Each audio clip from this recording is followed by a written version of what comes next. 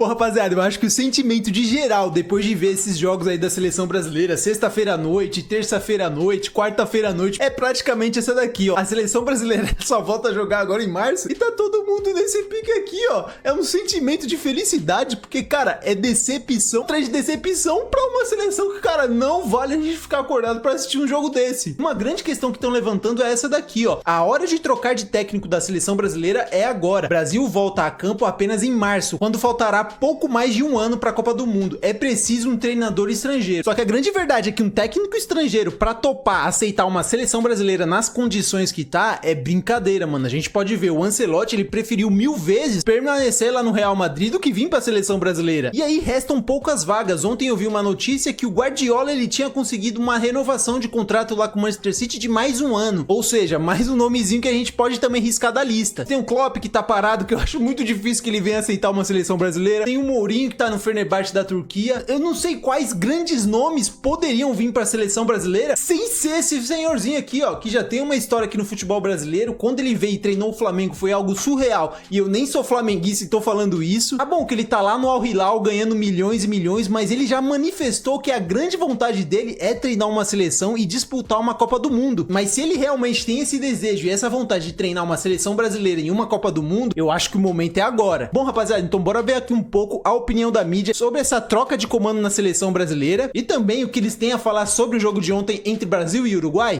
A parte do futebol começar a mudar, tinha que trazer um treinador estrangeiro. Tinha que trazer um treinador estrangeiro. O Jorge Jesus, já foi a época do Abel Ferreira, mas não, Abel Ferreira também apoio completamente se for Abel Ferreira. Se for Arthur Jorge, também acho que vale a pena ser Arthur Jorge do Botafogo. Eu só acho que tem que ter um cara lá que põe a casa em ordem. Vai ser convocado quem tá bem, eu vou fazer o meu time, eu preciso desse estilo de jogadores e vou montar. Agora, cara, enquanto tiver um treinador lá que ele já tem as cadeiras cativas, eu critiquei tanto o Tite, que ele tinha cadeira cativa, mas as cadeiras cativas continuam. Elas não mudaram. São os mesmos caras que têm cadeira cativa. Podem ver, é os mesmos. Só não tem o Daniel Alves, né? Por razões óbvias, né? Mas se o Daniel Alves não tivesse feito nada, não tivesse acontecido nada, ele estava aí, na seleção brasileira. Então, cara, é isso que tem que quebrar, gente. Enquanto não quebrar a panela, enquanto não quebrar a cadeira cativa... É loucura ter que chegar a concordar com o Casagrande, mas eu acho que isso daqui é muito verdade, mano. Se o Daniel Alves, ele não tivesse aprontado aí os bagulho louco que ele fez, era capaz de ele estar sendo convocado com 41, 42 anos pra seleção brasileira. Porque tá muito... Foi até bom ter parado com a seleção brasileira. Porque tá muito difícil de ver jogo no Brasil.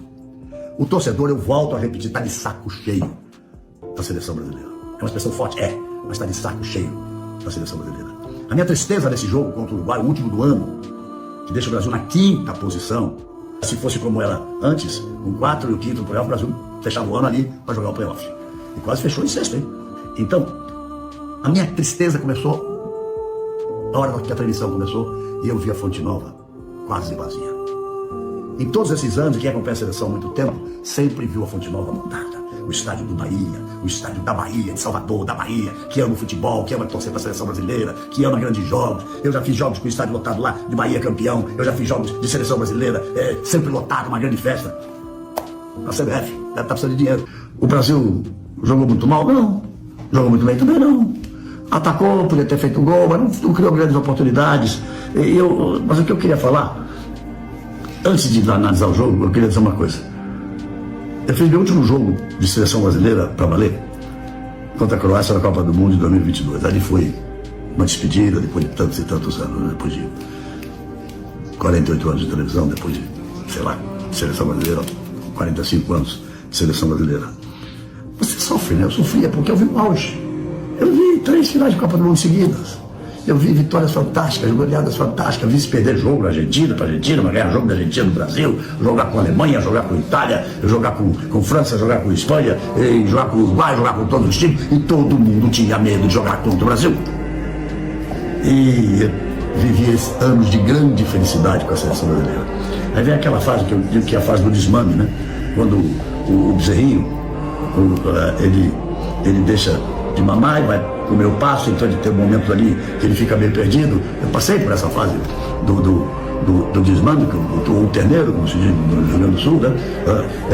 Ele vai procurar se firmar em outra coisa. Mas sabe o que eu tô começando a achar que foi até bom ter parado com a seleção brasileira? Porque tá muito difícil de ver jogo no Brasil.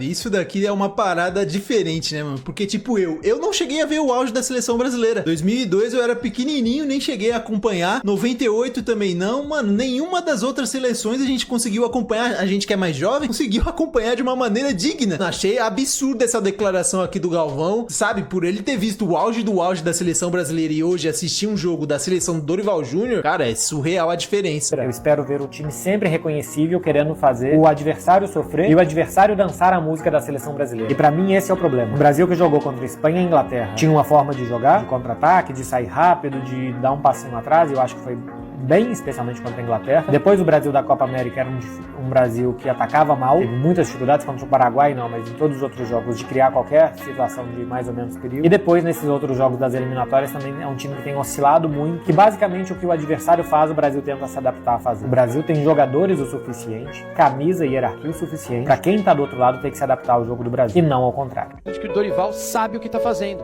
Não tô, cara, eu não consigo enxergar. E já há alguns jogos. E eu já falava desde a Copa América.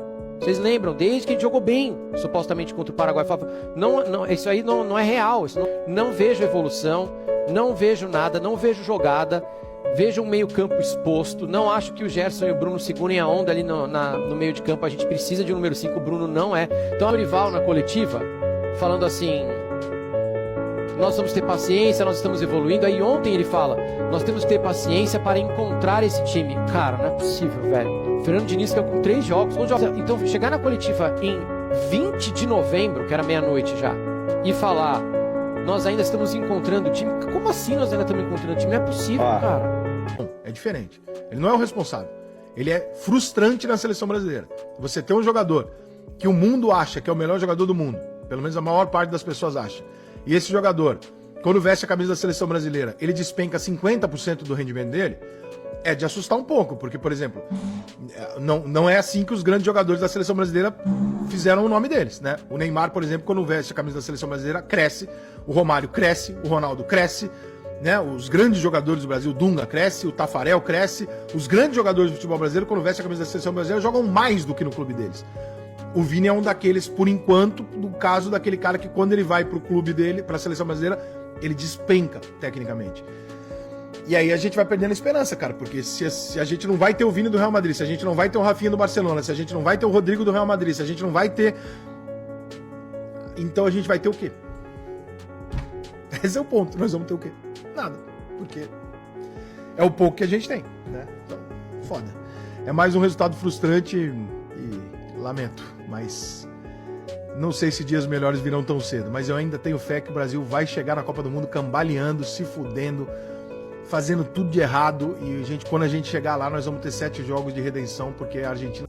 Rapaziada, o que pode consolar um pouco é isso daí, mano. A Copa do Mundo são apenas 7 jogos. Se um time resolve encaixar nesses 7 jogos e fazer uma baita de uma Copa do Mundo, pô, show de bola. Mas é muito improvável que a gente consiga ver uma seleção brasileira que a gente tá vendo nos últimos jogos, consiga fazer em 7 jogos uma baita de uma Copa do Mundo. A grande impressão que fica realmente é que, cara, quem viu a seleção brasileira viu boa, brigadão, e quem não viu, esquece. Parece ser muito difícil da gente conseguir reconquistar aquele respeito que a seleção brasileira conseguia manter antigamente. Aquele respeito que o Brasil conseguia impor no passado. O Brasil virou simplesmente uma seleção comum. Não é favorita contra nenhuma das grandes e ainda passa um aperto gigante contra as não favoritas. Bom, rapaziada, agora eu quero saber de vocês. Deixem aqui nos comentários o que vocês acharam das declarações aí da mídia. Se pra vocês agora seria o momento certo de trocar o Dorival Júnior e qual seria a opção de vocês. Deixem aqui nos comentários que assim que der eu vou estar respondendo. Espero que vocês tenham gostado do vídeo. Se gostaram, deixem um like, se inscreva no canal que me ajuda muito. Valeu e até o próximo vídeo.